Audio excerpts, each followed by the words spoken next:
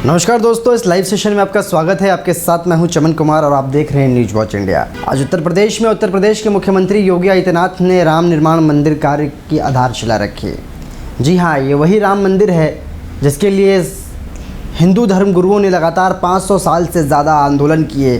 सनातनियों ने लगातार कई सालों तक आंदोलन किए, तपस्याएँ की, और उसके बाद आज जो है इस पावन अवसर पे आज के दिन मुख्यमंत्री योगी आदित्यनाथ ने, या यूँ कहें महाराज जी ने, उत्तर प्रदेश के अंदर जो महाराज हैं, जो संत हैं, महंत हैं, उन्होंने राम मंदिर निर्माण कार्य की जो है आधारशिला रखी। और उत्तर प्रदेश के अंदर उन्होंने आधारशिला रखने से पहले कुछ और भी अहम और महत्वपूर्ण काम किए थे दोस्तों। उत्तर प्रदेश के अयोध्या के अंदर जहाँ पे राम मंदिर निर्माण कार्य चल रहा है, वहाँ के क्षेत्र में इर्द गिर्द इलाके में आसपास में मांस का और मदिराओं की, मतलब मांस का और दारू की दुकानें हुआ करती थी। जैसे आदेश के बाद, जैसे प्रशासनिक आदेश के बाद वहाँ से हटाया गया, और सरकार और कानून के आदेश के बाद ये साफ़ तौर पे कानून में दर्ज है कि कहीं पे भी किसी भी ऐसी जगह पे जहाँ पे लोग रहते हों, जहाँ पे किसी का आवास हो या फिर किसी का विद्यालय हो, कोई विद्यालय हो, चिकित्सालय हो, मतलब हॉस्पिटल हो, और कोई मंदिर हो या मस्जिद हो, इन जगहों पे इनके एटलीस्ट 5 से 700 मीटर के दायरे के अंदर किसी भी प्रकार की शराब की दुकानें नहीं रहनी चाहिए। उसी नियम के अनुसार, प्रशासन के द्वारा आदेश करते हुए उत्तर प्रदेश के अयोध्या से, जहाँ पे राम मंदिर निर्माण कार्य की शुरुआत हुई आज से, जिस जगह से, वहाँ पे सभी शराब की दुकानों को हटाया गया। और इससे एक और फ़ायदा है उत्तर प्रदेश के अंदर। आप देखिएगा जिस तरीके से राम मंदिर निर्माण कार्य की शुरुआत हो गई है, 3 चरणों में राम मंदिर बनेगा। प्रथम चरण के अंदर अभी गर्भगृह का काम चल रहा है। उसके बाद आप देखिएगा कि किस तरीके से मंदिर के अंदर का जो ढांचा है वो तैयार किया जाएगा। मंदिर के अंदर की जो रूपरेखा है उसे किस प्रकार से तैयार की जाती है और किस प्रकार से उसे बनाया जाएगा। और जब तीसरे चरण की हम बात करते हैं, थर्ड फेज़ की बात करते हैं, थर्ड फेज़ में जब होगा वो फाइनल काम होगा, अंतिम पड़ाव होगा। अंतिम पड़ाव में जो किसी भी जगह पे अगर हम जाते हैं, मान लीजिए कहावत है अंग्रेजी में, first impression is the last impression.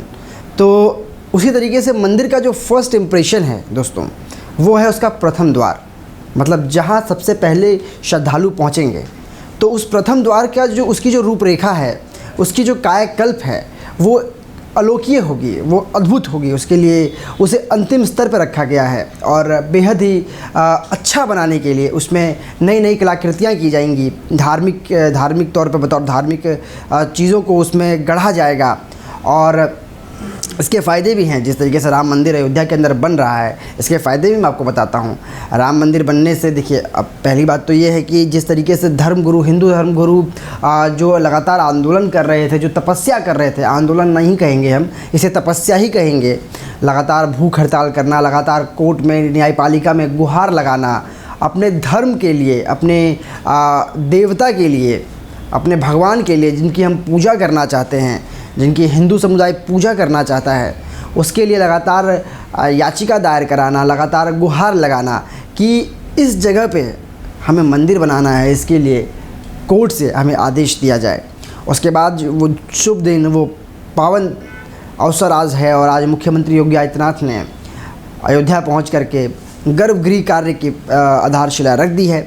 और लगातार जो है देखेंगे कि जब राम मंदिर निर्माण का कार्य पूरा हो जाएगा, और सरकार और जिस ट्रस्ट के द्वारा इस मंदिर का कार्य चल रहा है, 2025 तक का समय तय किया गया है कि 2025 तक के समय के अंदर राम मंदिर का सारा काम पूरा कर लिया जाएगा।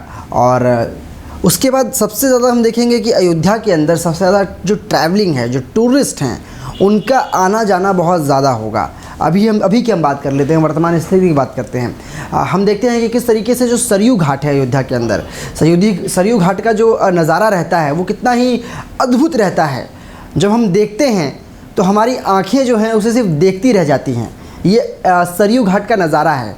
साफ़ तौर पे देखेंगे कि सरयू घाट का जो नज़ारा होता है, आप अपने टीवी स्क्रीन पे भी देख रहे होंगे कि जो सरयू घाट का नज़ारा है कितना अद्भुत है।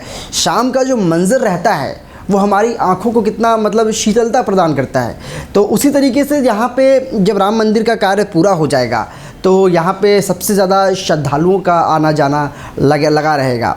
जिस तरीके से हम देखते हैं और भी जगह है, चाहे आप मथुरा के अंदर प्रेम मंदिर की बात कर लीजिए, चाहे आप तमाम और भी देश के अंदर जो भी तीर्थ स्थल हैं वहाँ पे किस तरीके से श्रद्धालुओं का लगातार आना जाना लगा रहता है। चाहे उत्तराखंड के अंदर आप देवभूमि के अंदर हरिद्वार की बात कर लीजिए, ऋषिकेश की बात कर लीजिए, उसी तरीके से अयोध्या में भी जो है श्रद्धालुओं का, और ये हमारे देश में ही नहीं, ये हमारे देश के अलावा विदेशों से भी जो तीर्थयात्री हमारे विदेशों से हमारे देश की सभ्यता संस्कृति को समझने के लिए आते हैं।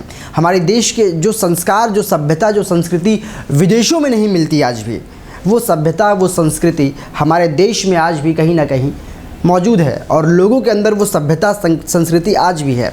इसका एकमात्र परिणाम है कि आज लगातार विरोध होने के बावजूद भी राम मंदिर निर्माण कार्य की आधारशिला रखी गई, और महाराज योगी आदित्यनाथ के द्वारा रखे गए, जो उत्तर प्रदेश में मुख्यमंत्री की कुर्सी पर विराजमान है।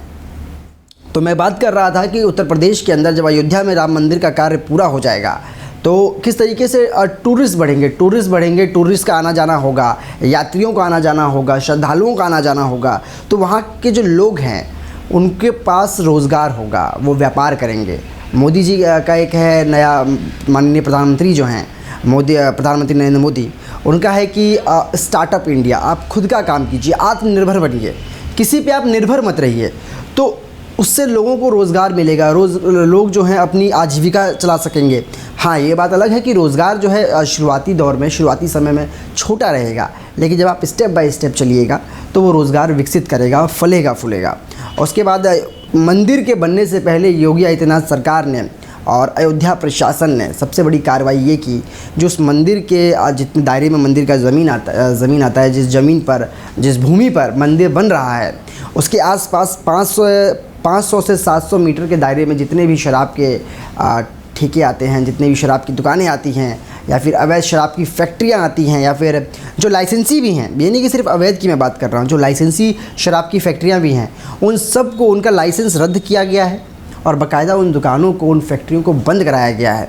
क्योंकि ये कानून के अंदर लिखा हुआ है, ये संविधान के अंदर लिखा हुआ है कि किसी भी विद्यालय के आसपास, किसी भी हॉस्पिटल के आसपास, किसी भी मंदिर, मस्जिद, काबा, गुरुद्वारे के आसपास, और किसी भी जहाँ लोग रहते हैं, जहाँ लोगों का घर होता है, उसके आसपास किसी भी प्रकार की नशीली जो दुकानें हैं, जैसे शराब की दुकानें हैं, उन्हें खोलने की अनुमति नहीं मिलती है।